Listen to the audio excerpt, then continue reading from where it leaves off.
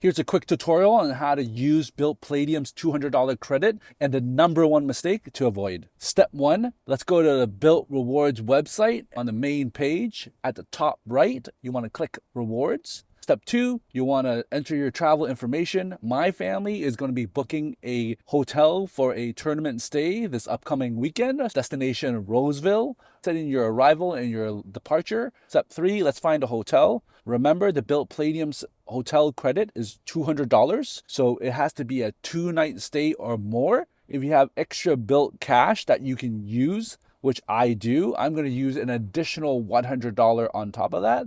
So you're going to be targeting between $100 to $150 as your ideal price point.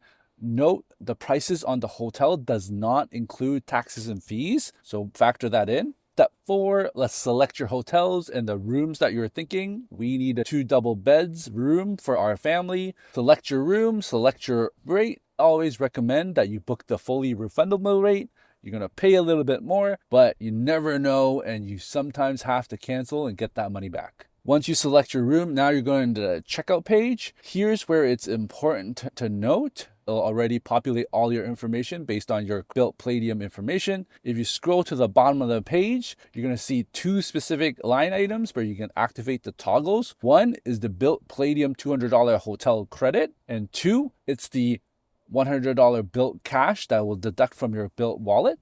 Here's the number one mistake. If you use the $200 Palladium hotel credit and you use $100 hotel cash, that you're going to fully use the hotel credit first. This is not true. On the Bilt portal, it actually uses the Bilt Cash first as the primary amount, and then it will use the hotel credit. So, for example, here's 2 different hotels. One that is more than the $300. You can see that both of the credits are deducted. And here's another example where it's less than $300. You can see that the Bilt hotel credit is the second one getting deducted. What does this mean for you? So if you happen to book, say, a hotel that's, $250 and you use your cash and your hotel credit at the same time, you're going to be stuck with like $45 left over for your hotel credit.